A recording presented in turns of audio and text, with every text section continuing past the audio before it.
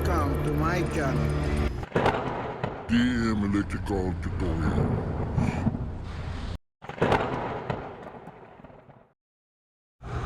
Hello everyone. May problema yung kotse ko, guys. I want to share to you guys how to reset the code. May port code na magamit natin ang ating nabiling OBD. Bago, hindi ko pa nagamit. Sana yung port ay ma-delete natin, try natin. May port yan, patay natin yung port. Start ko muna para matesting kung nandiyan pa talaga.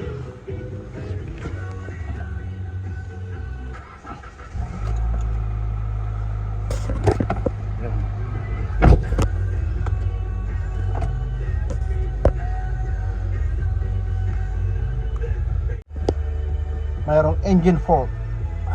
Try natin kung ano yan. Kung ano yung fault na yan. Patayin ko muna engine.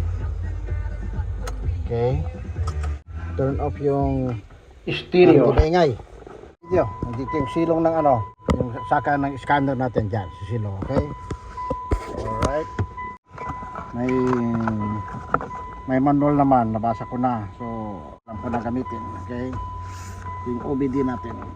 Alright. First time natin magamit. We gotta plug in this OBD. First time gamit ng OBD scanner natin. Dito. Ayun. Mananak. Let's go inside. Malamig. Pasok tayo. Sarado natin ng close the door. Now I plug in. Nandiyan yung location, guys. So, Mitsubishi Lancer. Okay. I want to clear the engine fault. Okay. OBD. If you want direct, just click OK. Now system status good. So OBD system read code. Okay. Read code, please OK. Now the port is evaporative emission system incorrect. Purge flow. Oh, that's the fault. So now how to clear the fault? Good. Okay. Purge flow. Okay, you have to, then that's a fault, right? So click OK.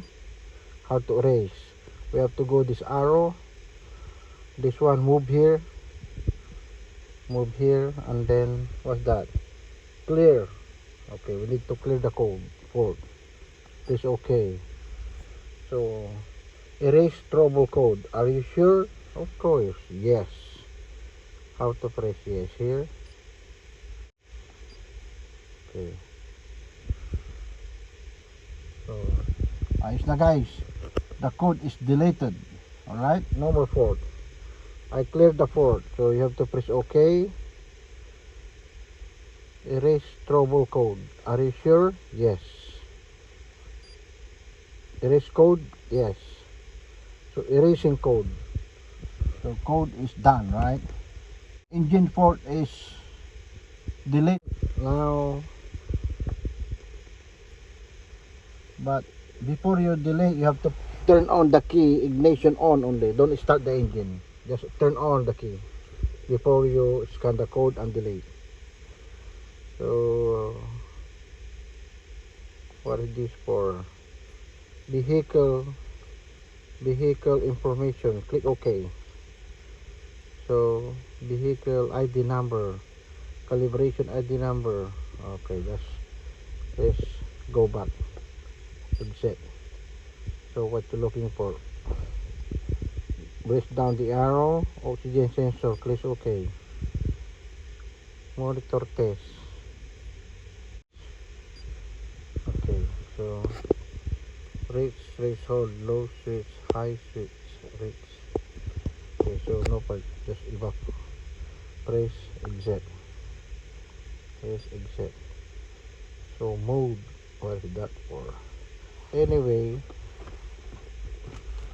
Ang kagandahan dito guys is mayroon tayong manual. Okay, so mayroon manual naman dito, nandiyan naman lahat ng manual, ang user guide, right? So what is mode 8? Press 8. Evaporative system leak test. Oh really? That's a problem? Leak test? Okay, I will check for that. Maybe hose, gas. Okay, we have to go here to press the arrow here. Okay, first time ko lang magamit to guys, kaya ano tong press? No press spring. Okay,